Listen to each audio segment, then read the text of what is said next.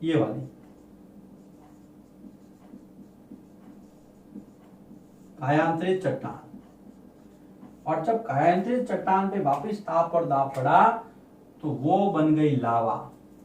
इस प्रकार से एक चक्र चला है, ये साइकिल है। अब इसमें देखिए कई बार क्या होता है, आग्नेय सीधी कायांतरित बन सकती है, अवसादी भी सीधी कायांतरित बन सकती है ताप और दाब के कारण। तो ये कुछ चीजें आपको समझ में रखनी है। इसको हम कहेंगे शैल चक्र, शैल चक्र यानी कि रॉक साइकिल। अब हम इसके स्टेप लिखते हैं। स्टेप के अंदर आपको इस डायग्राम को फॉलो करना है। सबसे पहले मैग्मा था, तो द्रवित मैग्मा ठंडा होकर के आग्नेय चट्टान बनता है। सबसे पहला स्टेप यहां पर लिखता हूं मैं, द्रवित मैग्मा। देखिए बहुत इजी है, द्रवित मैग्मा ठंडा होकर क्या बनता है मित्रों, आग्नेय चट्टान बनता है। सबसे पहली बात, मेल्टिंग फॉर्म में होता है और वो ठोस बन जाता है। अंदर भी हो सकता है, बाहर भी हो सकता है, जमीन के अंदर भी हो सकता है, बाहर भी हो सकता है। ये हमने यहां से पहली कंडीशन पार की। अब हम दूसरी कंडीशन पाते, आग्नेय चट्टान टूटेगी, आग्नेय शैल टूट करके अवसाद बनता है। दूसरा,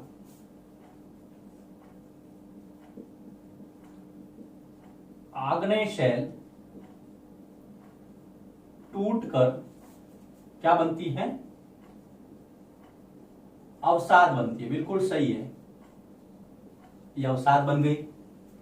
अब अवसाद क्या करेगा, ये यहां पे आ गए हम अवसाद पे। अब अवसाद आगे चलता है, अवसादी परत में चेंज हो जाता है, बदल जाता है, अवसाद परतों के रूप में जमा होकर अवसादी चट्टान का निर्माण करता है।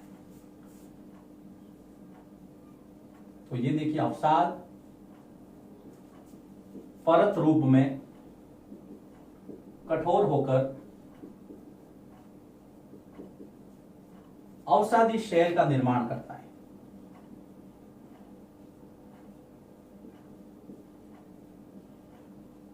अवसादी शैल बन गई। अब आगे आइए, इस पे ताप और दाब डालिए। अवसादी शैल पर जैसे ही ताप और दाब पड़ेगा तो उसका फॉर्म, उसका रूप, उसका काया, उसका शरीर बदल जाएगा और वो बन जाएगी कायांतरित चट्टान। अवसादी शैल उच्च ताप और दाब के कारण कायांतरित शैल में बदल जाती है। चौथा, अवसादी शैल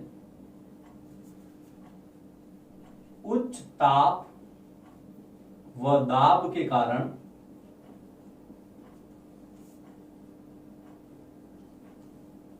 कायांतरित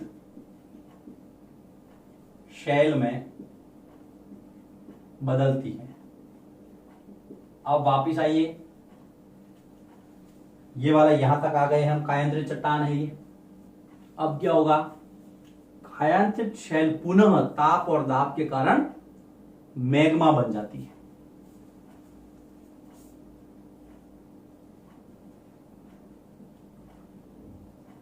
कायांतरित शैल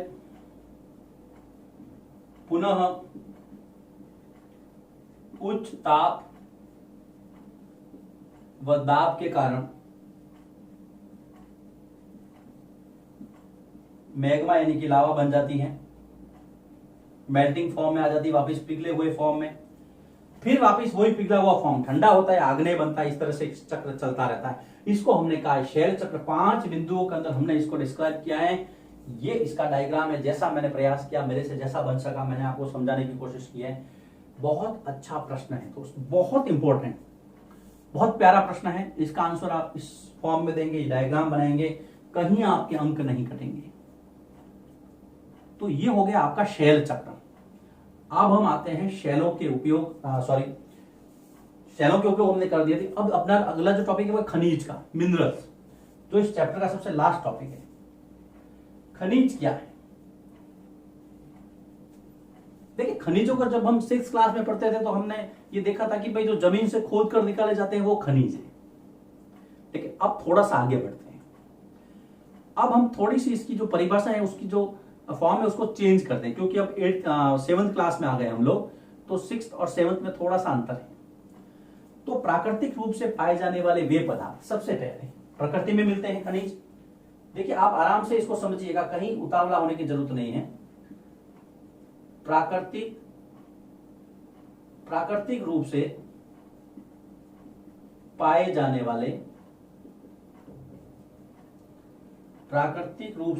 जाने वाले वे पदार्थ। अब कौन से पदार्थ? बहुत सरल परिभाषा है इसकी, टुकड़ों में लिखिए इसको। जिसका निश्चित भौतिक गुणधर्म, जिसका निश्चित यानी कि फिक्स भौतिक गुणधर्म, यानी कि उनका जो फिजिकल क्वालिटी है, स्ट्रक्चर है, भौतिक गुणधर्म जो विशेषता है उसकी वो फिक्स रहती है, बदलती नहीं है। किसी भी परिस्थिति में उससे रिएक्शन करो, भौतिक गुणधर्म और रासायनिक मिश्रण होता है। केमिकलाइज मिक्सचर जो है उनका और रासायनिक मिश्रण। अब खनिजों की जब आप परिभाषा दे तो आपको दो चीजें, भौतिक और रासायनिक गुण उनके याद रखना। प्राकृतिक रूप से पाए जाने वाले वे पदार्थ जिसका निश्चित भौतिक गुणधर्म होता है और रासायनिक मिश्रण होता है, खनिज कहलाते हैं। खनिजों के बहुत सारे उपयोग हैं।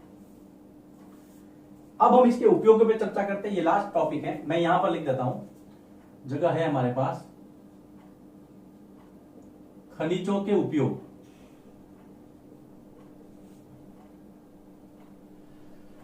बहुत सारे उपयोग हैं।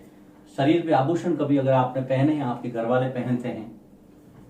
रसोई के अंदर जो गैस यूज होती है एलपीजी, इसके अलावा मोटर कारों के अंदर जो गैस यूज होती है सीएनजी गैस, केरोसिन, पेट्रोलियम पदार्थ, कोयला, ये सारे क्या है? सारे जमीन से खोद के निकालते खनिजों के प्रकार। यानी कि खनिज का पहला जो उपयोग है, हम सबसे ज्यादा उपयोग ईंधन के रूप में करते हैं। तो पहला मैं यहां लिखूंगा ईंधन के रूप में। अब ईंधन के रूप में जो खनिज है वो क्या क्या है? कोयला है, प्राकृतिक गैस है और पेट्रोलियम है। तो यहां लिखिए कोयला, प्राकृतिक गैस और पेट्रोलियम। ये तो हो गया भाई खनिजों के रूप में जो हम हमारे डेली लाइफ में यूज करते हैं। इंडस्ट्री में खनिज यूज होते हैं औषधियों के रूप में, दवाइयों के रूप में, उर्वरकों के रूप में। तो यहां पर एक एक हम उपयोग लिखेंगे। इंडस्ट्री में यानी कि उद्योगों में,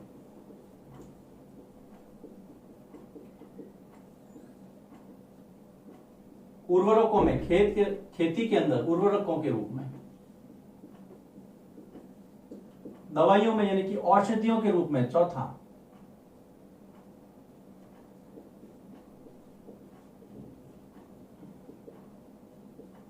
औषधियों के रूप में। ये खनिज हैं, ये खनिजों के उपयोग हैं। जैसे कि लोहा, एल्यूमिनियम, यूरेनियम, सोना, ये सारे। तो ये सारे खनिज हैं। अब हम बात करते हैं इसके एक्सरसाइज के क्वेश्चन की। देखिए दोस्तों, इस चैप्टर के जितने भी वीडियो लेक्चर बने हैं उनको सभी को आप ध्यान से देखेंगे तो हर वीडियो लेक्चर में किसी न किसी प्रश्न का जवाब है। और ये जो प्रश्न है शैल चक्र वाला, जैसे चट्टानों के उपयोग है, खनिजों के उपयोग है, खनिज किसे कहते हैं, ये सारे के सारे जवाब देखिए मैंने इसी स्टाइल में इसको लिखने की कोशिश की है कि आपको वीडियो देखते ही समझ में आ जाए कि हाँ, ये शैलों के उपयोग वाला प्रश्न यहाँ है, शैल चक्र यहाँ है, कायंत्र चट्टान किसे कहते हैं इसकी परिभाषा यहाँ है, ये खनिजों का उपयोग है। यानी कि कहीं भी किसी टॉपिक को मैंने नहीं छोड़ा है। ये चैप्टर यही समाप्त होता है। क्लास 7th का अपने ज्योग्राफी का ये दूसरा चैप्टर था, भूगोल का, हमारी पृथ्वी के अंदर। अब हम इसका एक पीडीएफ आपको ग्रुप में सेंड करेंगे। उस पीडीएफ के माध्यम से आप इसके क्वेश्चन आंसर देखेंगे और उसका पूरा जो वर्क है वो करके मुझे सेंड करेंगे।